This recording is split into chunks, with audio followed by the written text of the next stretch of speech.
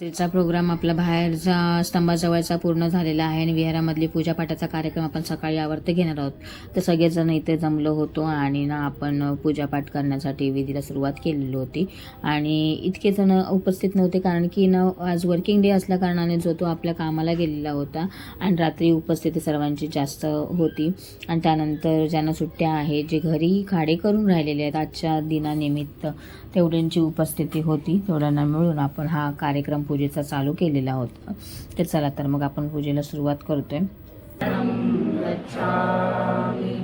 धम्मं शरणं गच्छामि, संघं शरणं गच्छामि, द्वितीयंपि बुद्धं शरणं गच्छामि, द्वितीयंपि धम्मं शरणं गच्छामि, द्वितीयंपि संघं शरणं गच्छामि, तृतीयंपि बुद्धं शरणं गच्छामि, तृतीयंपि धम्मं शरणं गच्छामि, तृतीयंपि संघं शरणं गच्छामि.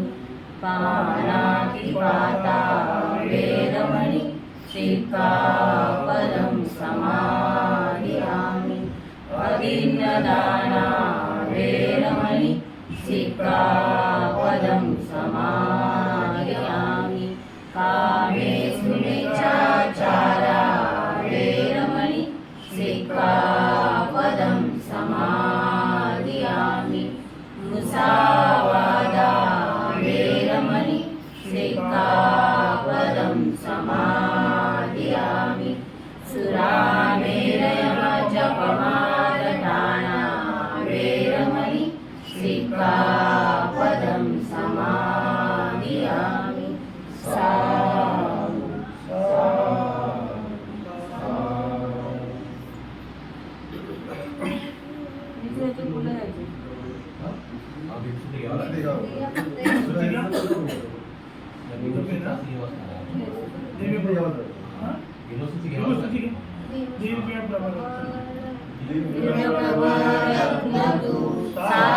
साधुवरदानतु आद्यपुरभूषतु भीमराजा, सकलविद्यापति ज्ञानसत्संगति, शासनवति भूमितेजा, पंकजानरवरा रतनस्वजन उद्धारा, भगवंता मुसाखरा भक्तकाजा, चौदार संगरी शास्त्रधरिता करी, पापलारियुरी क्रोधरूपा, मुक्तिपथ कोणता जीर्णस्मृती गायिता, उजाळल्या जगतिका मार्ग साजा, राष्ट्रघटनाकृती शोभते भारती, महामानव बोलती साठ सद्या, शरण बुद्धास्मि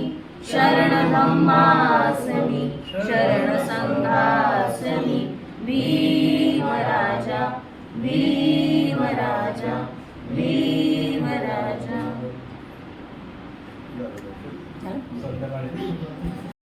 तर पूजापाठ झाल्यानंतर आम्ही ठरवलंच होतं की मी आणि शिवानी आणि सुजाता आम्ही तिघीजणी जाऊन ना, मॅडम पण आहेत आमच्याबरोबर लता मॅम, त्या पण येणार आहोत. तर काय कळत नव्हतं टायमिंग कितीचा कधीचा आहे. तर आम्ही पोचलो दादरमध्ये. दादरला इतकी गर्दी होती ना प्लॅटफॉर्मला, आणि स्लो ट्रेनने चाललो होतो आम्ही. आणि इथे मूर्त्या वगैरे सगळ्या लागल्या होत्या आणि जनसमुदाय इथे बघाल ना तर इतका प्रचंड होता ना की गर्दी इतकी होती ना की पाय ठेवायला जागाच नव्हती.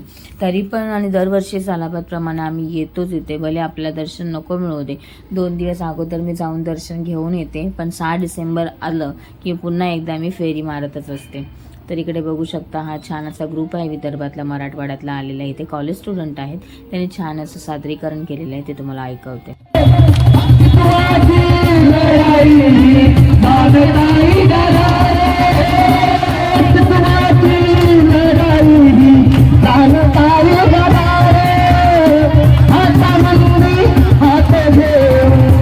आमचा हा जो मंच आहे, आमच्या मंचाचं नाव आहे लोक सागर सांस्कृतिक मंच. आम्ही सगळे विद्यार्थी आहोत आणि ही चळवळ चालवण्यासाठी पुढे नेण्यासाठी आम्ही याच्यासाठी थोडंफार आमचं देणं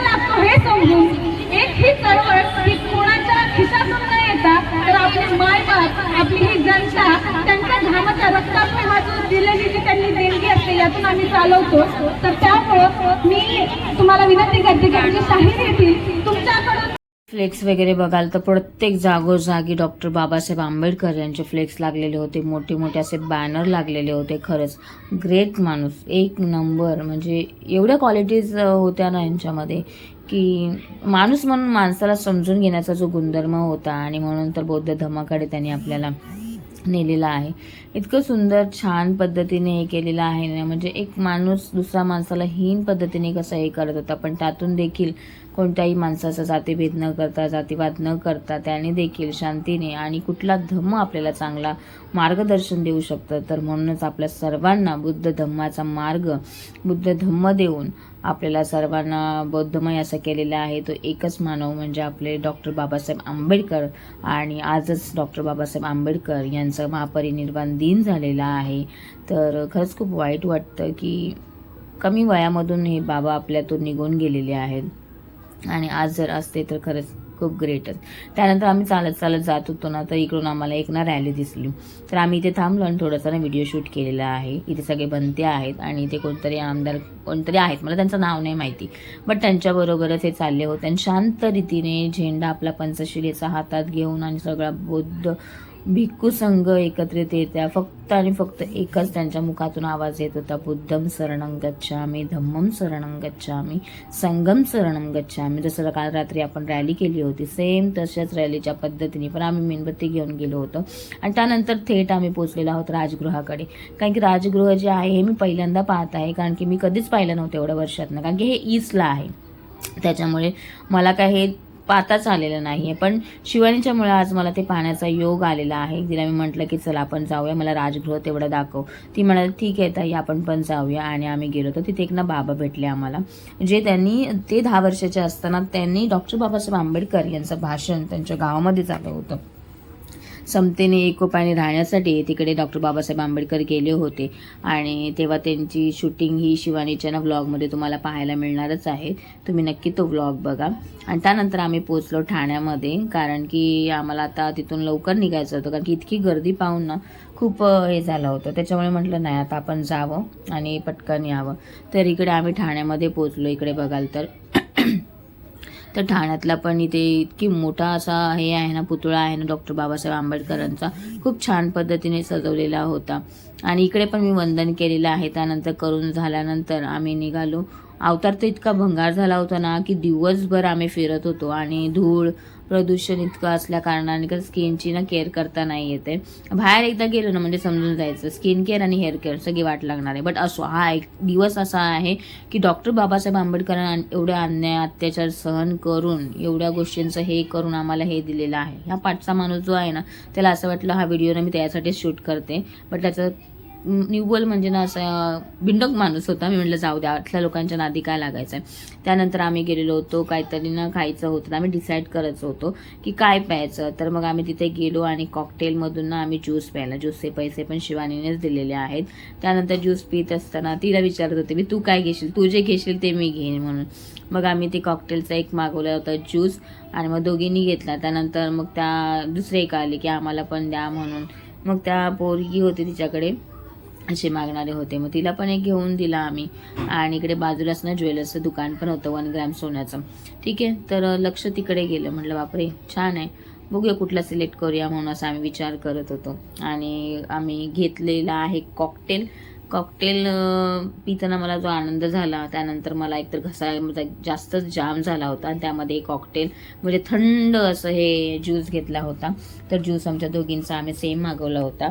आणि थोडंसं बरं वाटलं, एकदम शांत वाटलं होतं. आणि टेस्ट पण छान होती मस्तपैकी ज्यूसची. आम्ही ज्यूस वगैरे प्यायलो. आणि पिताना तेवढ्यातच त्या आल्या, मग त्यांना पण दिला. आणि मग व्लॉग मी इथेच हे केला. भेटू आपण नंतरच्या व्लॉग.